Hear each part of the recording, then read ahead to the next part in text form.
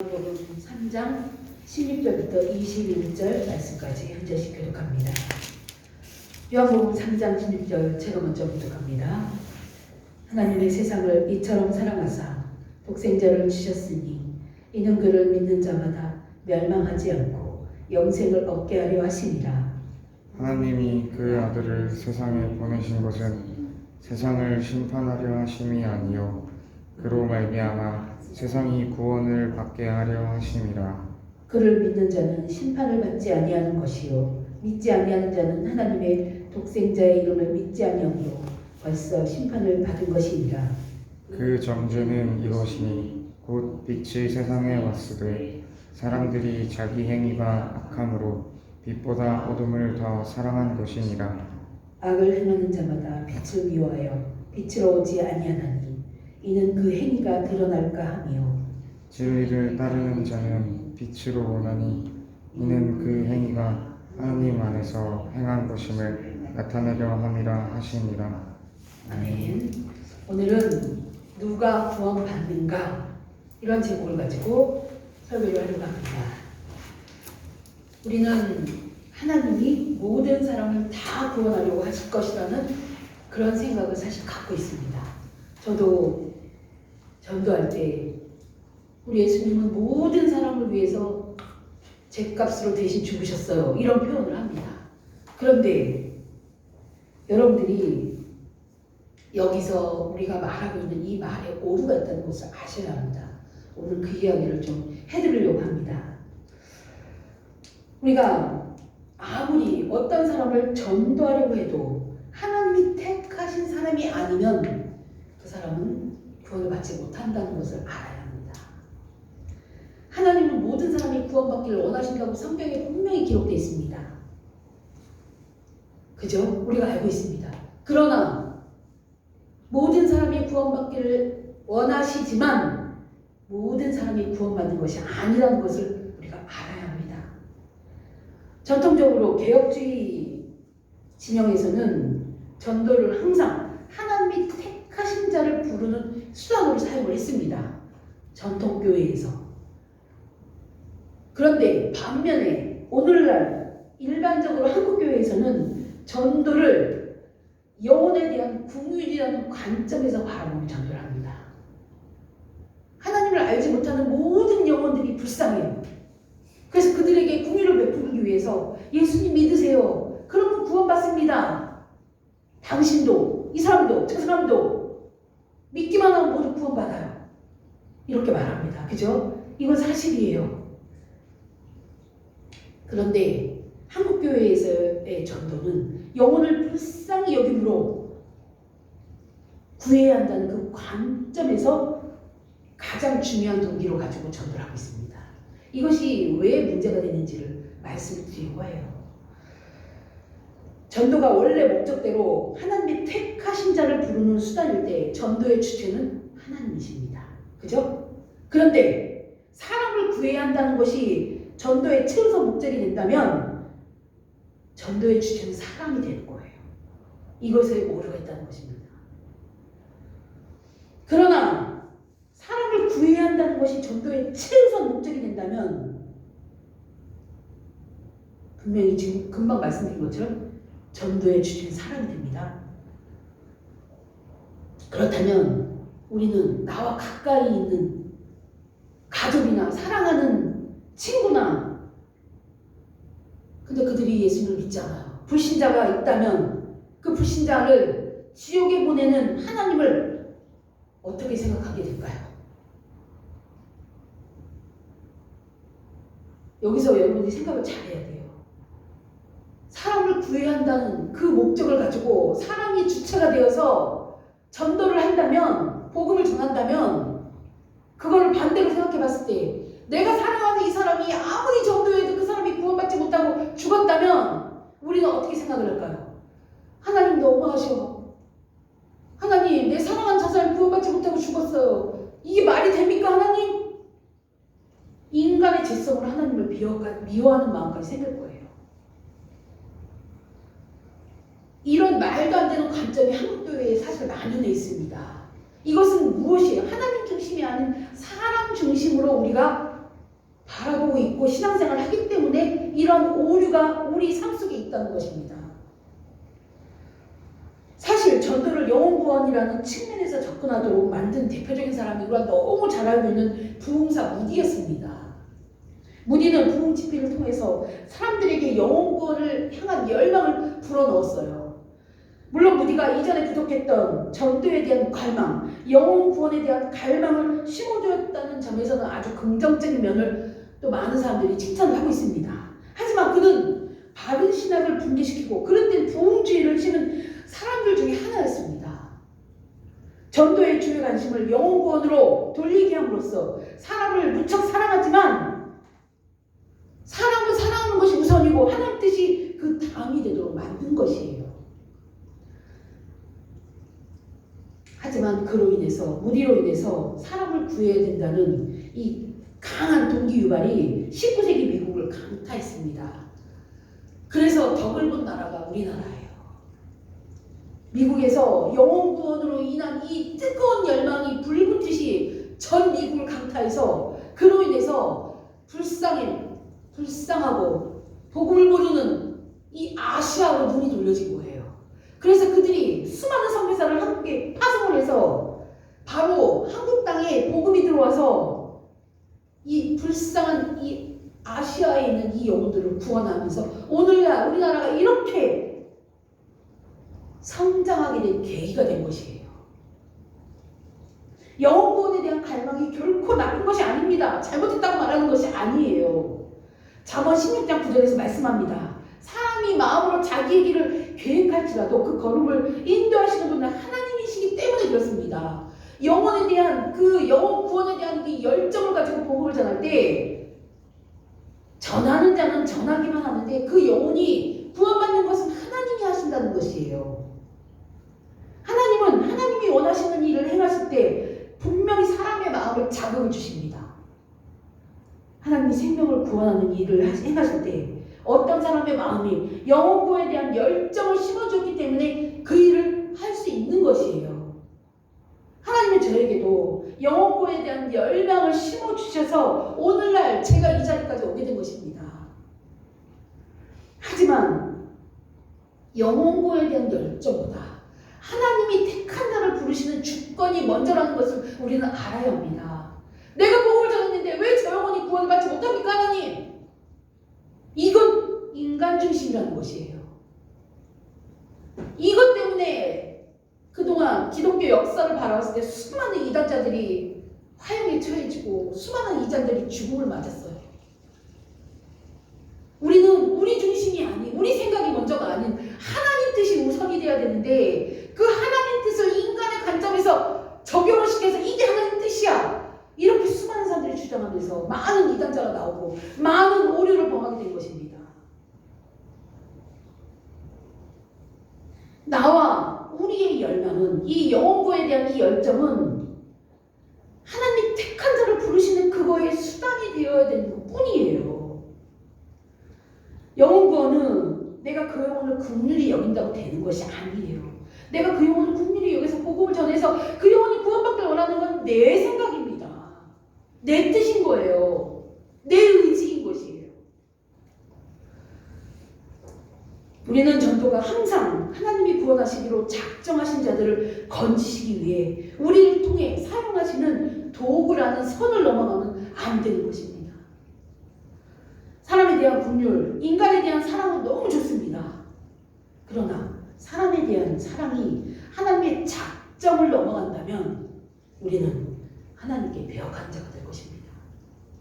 하나님의 작정은 여기까지인데 나는 더 선을 넘어요. 하나님, 저 영혼 꼭 구원받아야 돼요. 이건 내 생각입니다. 하나님이 작정하지 않으셨는데 내가 기도해서 하나님의 뜻을 꺾을 거예요. 그 영혼 꼭 구원받아야 돼요. 이것은 잘못된 신앙인 것입니다. 오늘날 근데 우리는 이런 것들이 너무 많아요. 기도하면서도 이렇게 기도하는 것이 너무 많아요. 하나님, 이거 꼭 들어줘야 돼요. 하나님 뜻이 아니어도 내 소원 꼭 들어줘야 돼요. 이렇게 기도하고 있는 영혼들이 얼마나 많은지 모릅니다. 구원사역은 하나님의 일이시지, 하나님이 이루시는 일이지 나의 열정과 내 열심이 내가 이루는 일이 아니라는 것을 우리는 명심해야 합니다. 인식하고 있어야 됩니다. 한국교회 안에서 전도가 지나치게 강조되다 보니까 가족 중 누군가가 믿지 않는 가족이 있으면 사실 우리는 불성실한 성도라는 비판을 받을 때도 있어요. 또 어떤 교회는 가족 중에 구원받은 자가 구원을 다 못 시키면 장로나 권사 될 때 직분을 받을 수 없는 교회도 있어요. 오늘날 이것이 현실입니다. 그러나 이런 것들을 다 바라봤을 때 이거는 인간 중심으로 생각하고 있는 것이에요. 우리는 교회 안에서 이런 오류를 사실 많이 범하고 있습니다. 구원은 누가 시킵니까? 내가 전도해서 내가 구원시키는 것이 아닙니다. 한국교회는 하나님이 사람을 구원하신다는 이 아주 간단한 이 진리조차 전도주의에 묻혀서 전도에 대한 이 열정에 묻혀서 소실되어 가고 있는 것입니다. 이것을 제한 속죄라고 말합니다. 제한 속죄. 속죄가 뭐예요? 죄를 용서받는 것이 제한되어 있다 이거예요. 이건 기독교적인 이 교리인데 이 제한 속죄 교리는 인간에 대한 긍휼이 중심이 되는 전도주의와 만나서 묻혀지게 된 것이에요. 오늘날 저 죽어가는 영혼 어떻게든지 구원해야 하는데 어떻게 하나님은 택하신 자들만 구원할 수 있어? 이러면서 수많은 사람들이 문제를 제기하고 있어요. 이것이 현실이에요. 오늘날 현대의 기독교는 사람이 예수님의 영광을 위해 존재하는 것이 아니라 예수님이 사람을 위해 존재하시기 때문이라는 인본주의적인 이 사고를 갖고 있어요. 오늘날 예수 그리스도께서 특정인만을 위해서 죽으셨다는 이 사실보다 뜨거운 마음으로 영혼 구원에 뛰어들려는 이 메시지에만 익숙한 것이 오늘날 우리 크리스천들이 듣는 거예요. 이것을 여러분들이 알아야 합니다.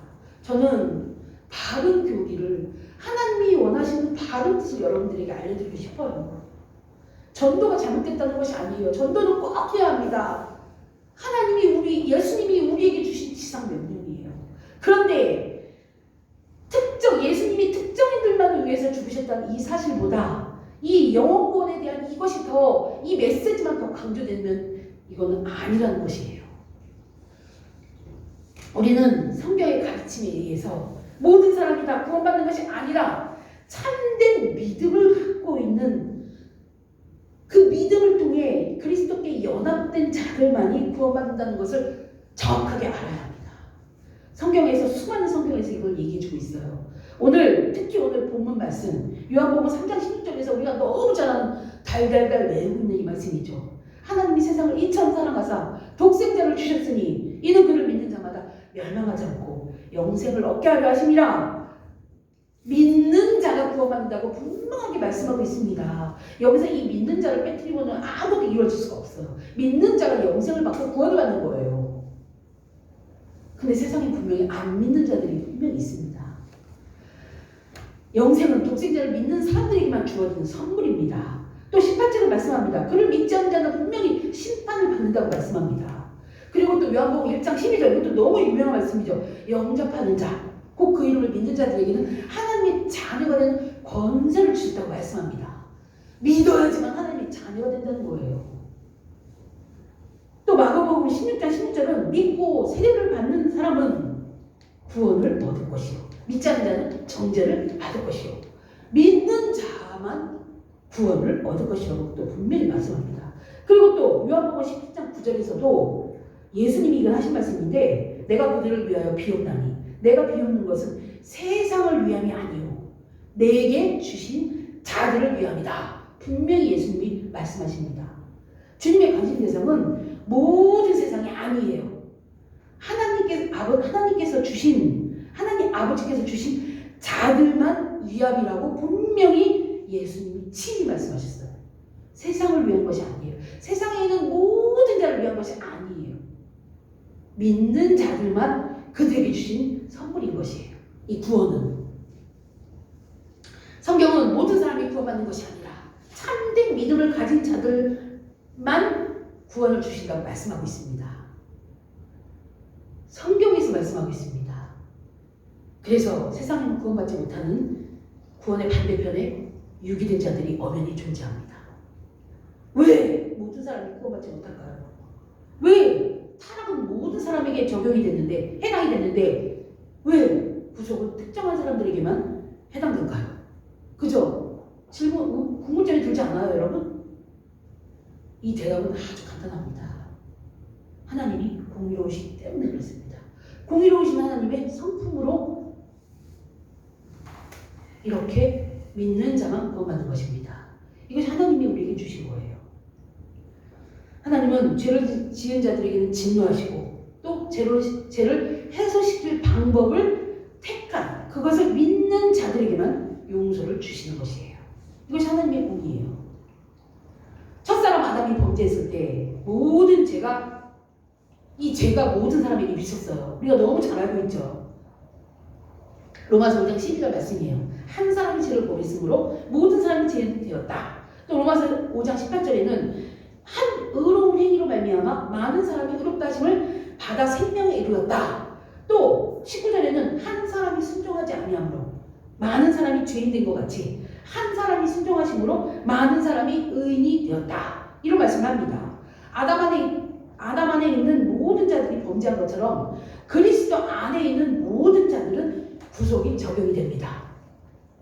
전체 인류가 타락했는데 전체 인류가 구원받는 것이 아니고 예수님 안에 있는 자들만 구원받는다고 하니까 불공평해 보입니다.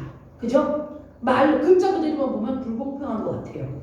그러나 이 두 가지 모든 사실이 모두가 머리에 속한 자들은 모두 같은 운명에 처한다는 이 원리가 이 안에 들어있는 것입니다. 머리에 속한 자들은 모두 같은 운명에 처한다. 이것이 언약의 방식이고 로마서 5장이 설명하고 있는 타락과 구속의 원리입니다. 범죄의 경우에 아담 안에 있는 모든 자들이 범죄한 것처럼 구속의 경우에도 그리스도 안에 있는 모든 사람들만 구속이 적용이 되는 거예요.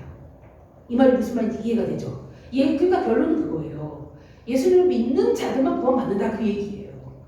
그래서 누가 구원받는 자들이 모르니까 우리는 전하는 거예요. 다 구원받기를 바라는 마음으로. 근데 구원은 하나님이 내리시는 거예요. 우리가 하는 것이 아니에요. 예수님을 믿어야지만 믿는 자만 구원받아요. 이거를 전하는 거예요.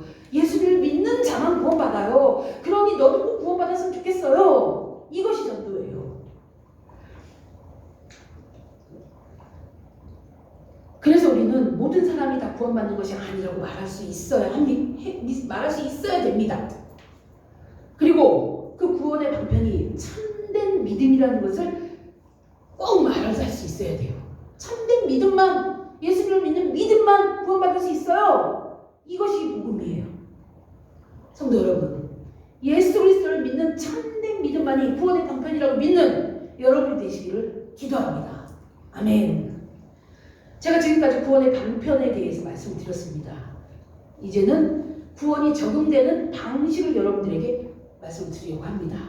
우리는 많이 구원설이 성경적이지 않다는 것을 알았어요. 제가 여러분들에게 들려줘서 이제 알았어요. 우리 기독교는 제한 속죄 교리를 믿습니다.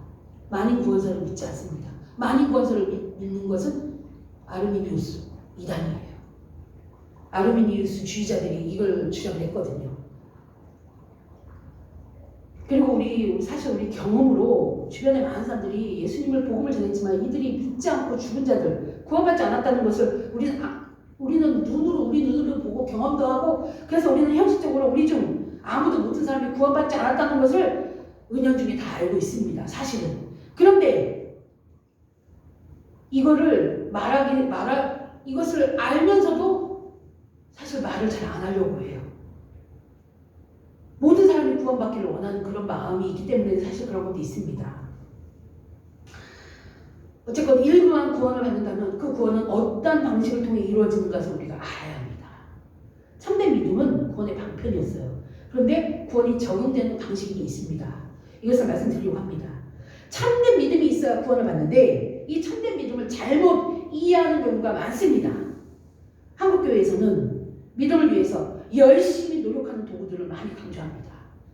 그래도 오늘날 현실이에요.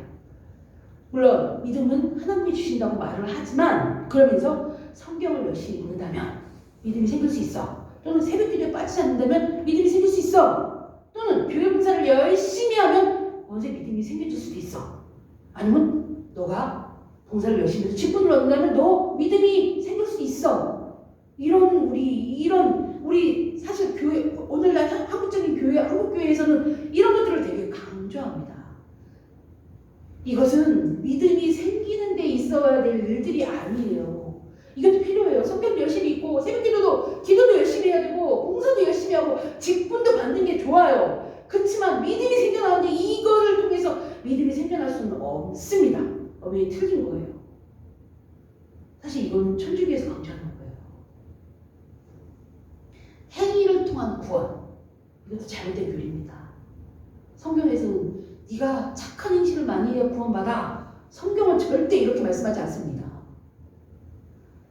믿음은 내가 하나님을 굳게 믿어야지, 이런 노력이 아니에요. 믿음은 성령님이 내 마음속에서 주시는 거예요. 구원을 위한 참된 믿음은 우리의 노력이 아닙니다.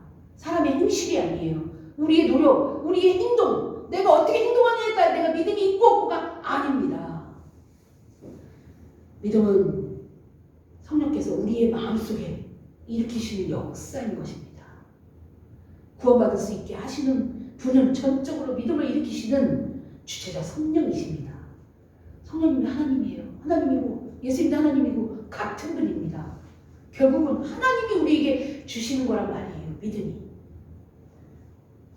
즉 우리의 구원은 성령께서 하시는 일을 통해 그분이 우리 마음속에 주시는 계시가 말씀이잖아요. 말씀 또한 복음입니다. 이 말씀, 이것을 믿는 믿음을 일으키시고 그래서 하나님을 굳게 신뢰하시게 함으로써 이루어지는 것이 참된 믿음인 것이에요. 다시 한번 읽어드리겠습니다. 이게 믿음의 정의예요. 참된 믿음의 정의. 우리의 구원은 성령께서 하시는 일을 통해 그분이 우리 마음속에 말씀을 믿는 믿음을 일으키시고 하나님을 굳게 신뢰하게 하심으로써 이루어지는 것입니다.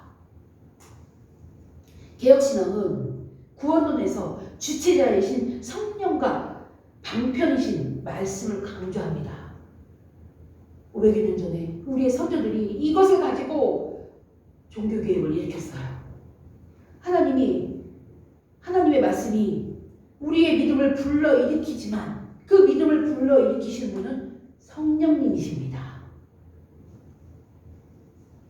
결국은 그거예요. 하나님의 말씀을 믿게 하시는 분도 하나님이시고 그것을 믿고 구원받게 하시는 분도 다 하나님이 하시는 거예요. 인간이 할 수 없는 거예요. 우리가 행위로 구속의 분노를 선택하는 것이 아니라 성령께서 그리스도이신 말씀을 통해 말씀이 뭐예요? 말씀은 곧 예수님, 그리스도, 하나님이신 거예요. 이 말씀 자체가 하나님인 거예요. 이 성경책이 하나님이 아니라 이 속에 쓰여져 있는 그 말씀이 하나님이 곧 예수님이라는 거예요. 예수님이 하나님이시잖아요. 우리가 우리의 행위로 구원을 받는 것이 아니라 성령께서 그리스도이신 말씀을 통해 우리 속에 믿음을 창조하시는 것입니다. 결국은 성령 하나님이 하시는 거란 말이에요. 우리가 믿음을 갖는 것도 성령 하나님이 하시는 거예요. 내가 믿어야지. 그런다고 믿어지는 것이 아니란 말씀이에요. 내가 아무리 복음을 전해도 성령님이 그 안에서 믿음을 주시지 않으면 그 영혼은 구원받지 못한다는 얘기예요. 성도 여러분, 사람들은 제한 속죄 이 교리를 사실 두려워하는 경우도 많습니다.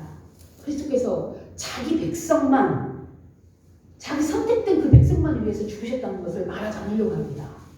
이렇게 말하는 이유가 또 있어요. 왜냐하면 그렇게 말할수록 인간인 자신의 입지가 좁아진다고 생각하는 경우도 많습니다.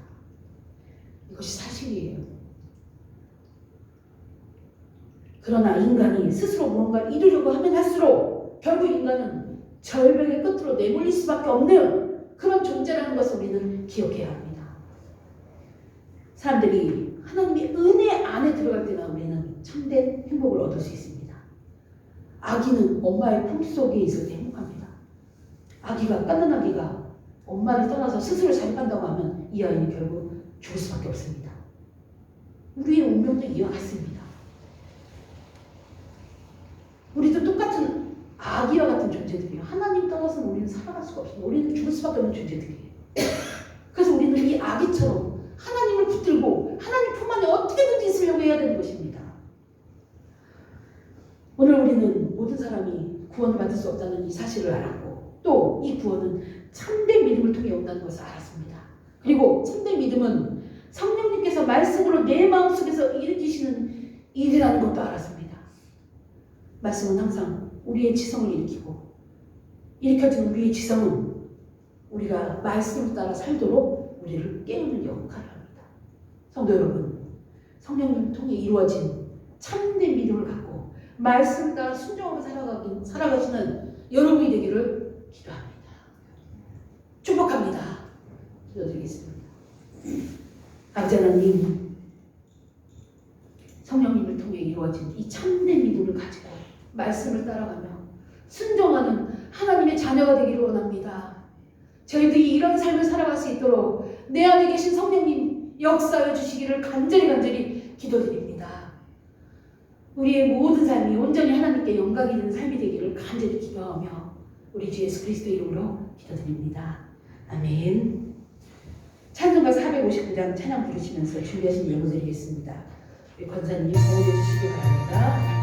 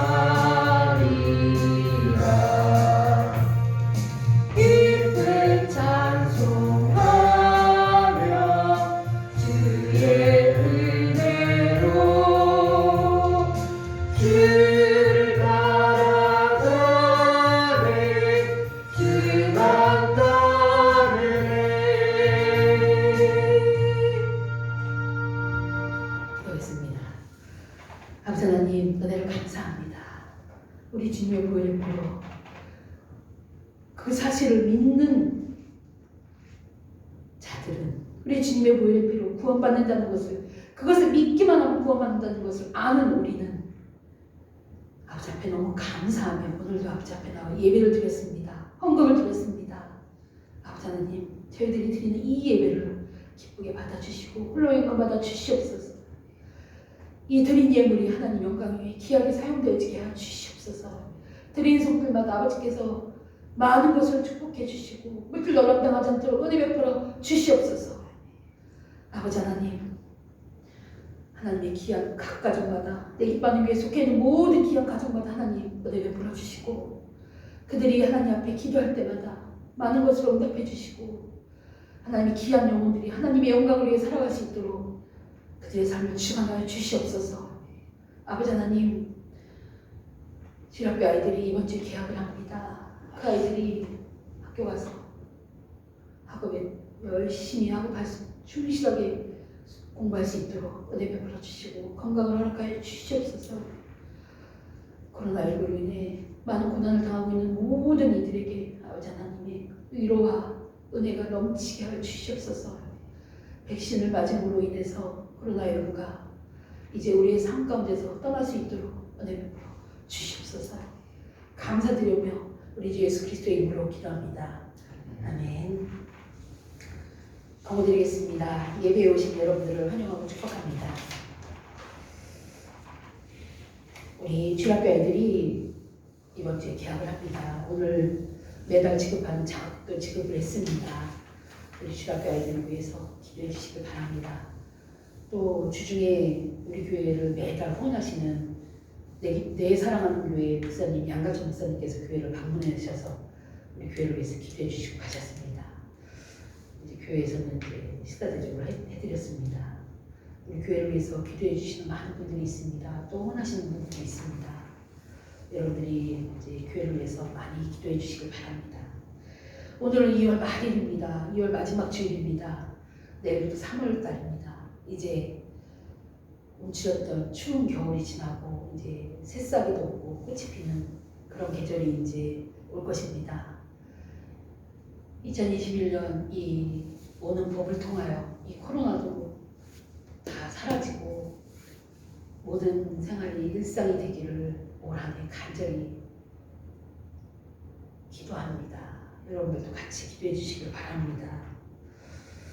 또 이제 백신이 들어와서 백신을 맞는 그런 소식을 매일 뉴스에서 보여주고 그들이 백신 맞은 소감도 매일 뉴스를 통해서 저희들에게 들려주고 있습니다.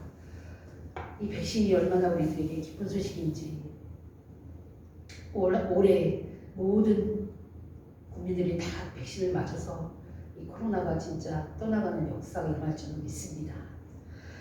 이 코로나로 인해 고난당하고 있는 많은 이들에게 진짜 이 백신을 통해 큰 힘이 되기를 바라며 이 코로나가 완전히 물러가기를 다 같이 힘써서 기도하는 여러분이 되길 바랍니다. 우리 다 같이 일어나셔서 주일의 말씀 찬양하고 기도 마치겠습니다. 35절